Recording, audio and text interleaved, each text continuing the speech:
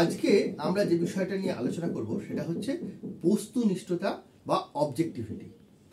সংবাদের বস্তুনিষ্ঠতা ভালো করে বললে বোঝে যে একটা কথা হয় যে আমরা অবজেক্টিভিটি বা বস্তুনিষ্ঠতা বলতে যে বিষয়টা বোঝাই সেটা হচ্ছে যে অনেক সময় একটা সংবাদের ক্ষেত্রে আমরা শুনি যে নিরপেক্ষতা বা বায়াস কিনা কোনো সংবাদপত্র বা সংবাদপত্রের ক্ষেত্রে তারা সংবাদ যেগুলো পরিবেশন করেন সেগুলো সেটা বায়াস কিনা এবং সেটা নিরপেক্ষ কিনা, সেটা আনবায়াস কিনা বা নিরপেক্ষ কিনা, এই কথাগুলো কিন্তু উঠে আসে। আসলে নিরপেক্ষতা বলে কিছু হয় না, কারণ প্রত্যেক মানুষই একটা পক্ষ নেন যে কোনো সময়। যে ধরা যাক একটা লরি আর একটা অটোর মধ্যে অ্যাক্সিডেন্ট হয়েছে, যারা অটোর পক্ষে থাকবে কেউ একদল থাকবে, কেউ লরির পক্ষে থাকবে, বলবে না অটোওয়ালার কোনো দোষ ছিল না, কেউ বলবে লরিওয়ালার কোনো দোষ ছিল না। ফলে এইটা কিন্তু ঘটবে এবং যার পক্ষে খবরটা বেরোবে সে বলবে বায়াস খবর করেছে। রাজনৈতিক দলগুলোর ক্ষেত্রে আমরা দেখেছি যে বিভিন্ন কাগজ বিভিন্ন রাজনৈতিক দলের সমর্থক হয়ে থাকে। অনেক সময় হয় যে তারা কোনো একটা বিশেষ রাজনৈতিক দলগুলোকে সমর্থন করে তারা খবর করে বা কোনো রাজনৈতিক দলের বিরোধিতা করে খবর করে বা সরকারের পক্ষে বা সরকারের বিপক্ষে খবর করে।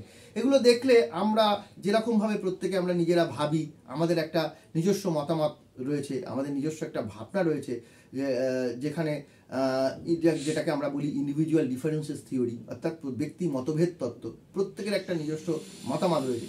সেই মতামত অনুসারে যদি আমরা কোনো কিছু দেখি যে প্রত্যেকের মতামত, তাহলে সেক্ষেত্রে প্রত্যেকেই কিন্তু আলাদা আলাদা করে ভাবছে বা তাদের ভাবনা চিন্তা কিন্তু আলাদা আলাদা রকমের হচ্ছে এবং সেই জন্য নিরপেক্ষ বলে কিছু হচ্ছে না। কারণ একজনের যেটা মনে হবে নিরপেক্ষ, অন্যের কাছে সেটা পক্ষপাত দুষ্ট হতে পারে।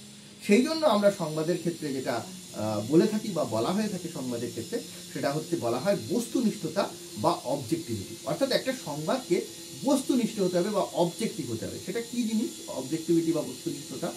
না, কোনো সংবাদ যখন পরিবেশন করা হবে যা ঘটছে তাই দিতে হবে। যা ঘটছে সেটা কার পক্ষে গেল, কোন দিকে গেল, সেটা দেখাটা দরকার নেই। এইটা হচ্ছে খুব গুরুত্বপূর্ণ। যেমন ধরা যাক যে একটা লরি আর অটো, আমি অ্যাক্সিডেন্টের কথা বলছিলাম, তাহলে বলতে হবে যে লরি অ্যাক্সিডেন্ট হয়েছে অটোর সঙ্গে, এবং সেটার জন্য কি হবে না প্রত্যক্ষদর্শী যারা থাকেন তাদের সঙ্গে কথা বলে তারা কি বলছেন দুটো দিকেরই পক্ষকে নিতে হবে এবং দুটো মতামতকেই তুলে দিতে হবে। কোনো রাজনৈতিক ঘটনাও যদি ঘটে থাকে তাহলে দুটো পক্ষের কথাই বলে দিতে হবে। সাধারণত আমরা দেখে থাকি যে সংবাদপত্রের ক্ষেত্রে করা হয়ে থাকে যে দুটো পক্ষকেই দেওয়া হয়, যে এই এক্স রাজনৈতিক দল এই বললেন, ওয়াই রাজনৈতিক দল এই বললো, জেড রাজনৈতিক দলের নেতা এই বললেন, বলে প্রত্যেকের মতামতটাকেই দিয়ে দেওয়া হয়। এবার মানুষ বিচার করবেন কোনটা ঠিক কোনটা ভুল। এইটাকেই বলা হয় অবজেক্টিভিটি বা বস্তুনিষ্ঠতা। অর্থাৎ কোনো একটা দিককে টেনে এটাই হলে হতো ওটাই হলে হতো এরকম যদি করা হয় তাহলে সেটা কিন্তু নিরপেক্ষতা থাকে না, সেখানে পক্ষপাত দুষ্ট বলে হয়। কিন্তু অবজেক্টিভিটি বা বস্তুনিষ্ঠতা সংবাদের ক্ষেত্রে যেটা বলা হয়ে থাকে যে সংবাদ যখন পরিবেশন করা হবে, সেটা নিউজ পেপারে হোক, সেটা রেডিওতে হোক, সেটা টেলিভিশনে হোক, যেন প্রত্যেকটা মতামতকে দিয়ে দেওয়া হয়, জনগণ বিচার করবেন। যদি আমরা বলি যে ধরা যাক একটা সায়েন্স নিউজের ক্ষেত্রে আমরা বলছি যে জল ফুটিয়ে খান, এবার আমি যদি বলি জল ফুটিয়ে খান না হলে এই ক্ষতি হবে, এরকমভাবে যদি নিউজটাকে করতে থাকি, দ্যাট ইজ প্রোপাগান্ডা, ওটা কোনো নিউজ হবে না। কিন্তু নিউজ করতে গেলে অর্থাৎ জল ফোটানোর যে বিভিন্ন দিক বিজ্ঞানীরা কি বলছেন সেগুলোকে তুলে ধরা হবে এবং কোন কোন অসুবিধা হতে পারে সেগুলোকে তুলে ধরা হবে। এবার মানুষ জল ফুটিয়ে খাবে না খাবে না সেটা তাদের ব্যাপার। অর্থাৎ অবজেক্টিভিটি কিন্তু এই পর্যন্ত যে মানুষকে, যারা পাঠককে তুমি সেই পর্যন্ত দাও, দর্শককে বা শ্রোতাকে সেই পর্যন্ত দাও যে পর্যন্ত যে ঘটনাটাকে আমি বিস্তারিত বর্ণনা করো, যে ঘটনাটা হচ্ছে এই।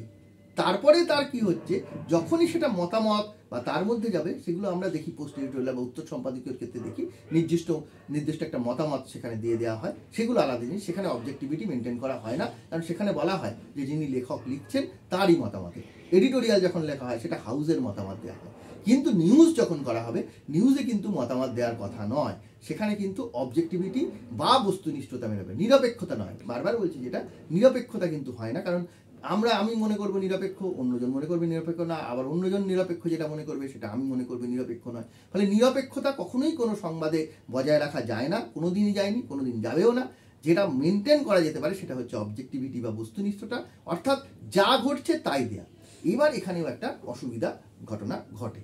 কীরকম সেটা না যখন কোনো সাম্প্রদায়িক কোনো দাঙ্গা বাঁধে, কোনো জাতিগত বিদ্বেষ বাঁধে, সেই সময় কিন্তু আবার অবজেক্টিভিটি দিলে কিন্তু খুব মুশকিল আছে। কীরকম? ধরা যাক এক্স কোনো জাতি, ওয়াই কোনো জাতি, জেড কোনো জাতি, এক্স আর ওয়াই এর মধ্যে হয়তো লড়াই হচ্ছে, এক্স জাতি বা এক্স ধর্মীয় সম্প্রদায় আর ওয়াই ধর্মীয় সম্প্রদায়ের মধ্যে কোনো লড়াই, পৃথিবীর যে কোনো দেশেই হতে পারে। তাহলে সেখানে যদি বলা হয় অবজেক্টিভিটি মেনটেন করার জন্য যে বস্তুনিষ্ঠতা, আমি সমস্ত বস্তুনিষ্ঠ খবর করব, এবং সেই খবর করতে গিয়ে যদি বলা হয় যে এক্স এতজন মারা গেল 5 জন, ওয়াই 6 জন মারা গেছে, আবার পরের দিন বলছে এক্স 4 জন, তাহলে কিন্তু যে ধর্মীয় সম্প্রদায়ের কম মারাছে তারা উত্তেজিত হয়ে পড়বে এবং তারা কিন্তু গণ্ডগোল কিন্তু আরও বাড়বে এবং রাইট লাগবে সেই সময়টা। এইরকমভাবে কিন্তু নিউজটা সেখানে সাংবাদিকতার এথিক্সে বলা হয় যে এই ক্ষেত্রে কিন্তু কোনো ধর্মীয় সম্প্রদায়ের উল্লেখ করা যাবে না।